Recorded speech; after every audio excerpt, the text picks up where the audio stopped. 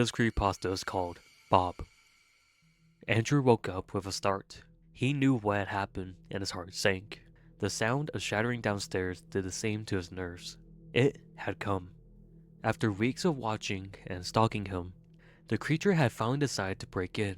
The patio doors, made completely of glass, provided it with the perfect entrance. Andrew lay there in bed, in the blackness, illuminated by the small amount of light the moon provided through the space between the curtains. He listened for the creature to see if it was inside, secretly praying that everything would be silent. The terrifying cracking of glass under his feet confirmed his worst fear. It had finally made its way into his home. With this crushing realization, Andrew, now shaking, grabbed his titanium baseball bat and crept downstairs, deeper into the darkness. He was determined to confront this thing once and for all, secretly hoping, though, that it would run away when it saw him, as it normally did. Andrew stood at the bottom of the stairs, listening again. At first, all he heard was the cracking of glass under the creature's feet. Then, for the first time, Andrew heard it, breathing heavily, as if his throat was blocked by phlegm. The hideous monster snarled and clicked, gradually getting closer to Andrew. Now, in the kitchen, the creature was finally off of the glass.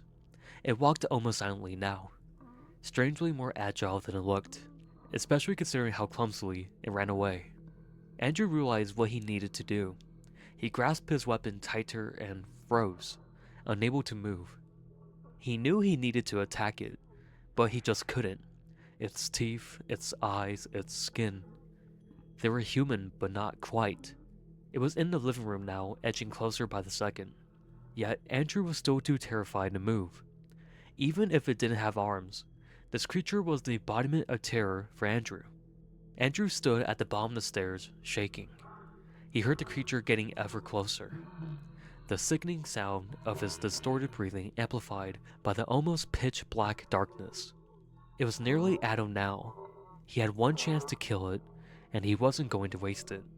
The creature stepped into the doorway to the stairs. Andrew was hidden just to the left. He swung at full force, hitting the thing in the chest with the bat. It staggered back, then stopped and looked at Andrew, its tiny, wild eyes staring into his soul. Andrew felt a deep fear unlike anything he had ever experienced.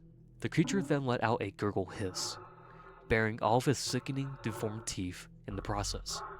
It kicked Andrew in the gut, winding him. He fell down to the floor in pain, unable to breathe, then rolled onto his back and scuffed up against the wall just behind him. The creature watched him until he reached the wall, at which point it walked towards him and looked down at him if it were judging him. Lying there, helpless, it then stomped on his shin, snapping the bone. Tears began to stream from Andrew's eyes. The pain is so intense. He thought he was going to vomit. Andrew, now incapacitated, had nowhere to go and no way to fight. The creature placed his foot on his stomach, pressing down, ripping into his flesh with his long, dirty toenails. With the creature's foot now completely inside his stomach, Andrew started to cough up blood. Tears streamed down his face, and he passed out from the pain, and then passed away.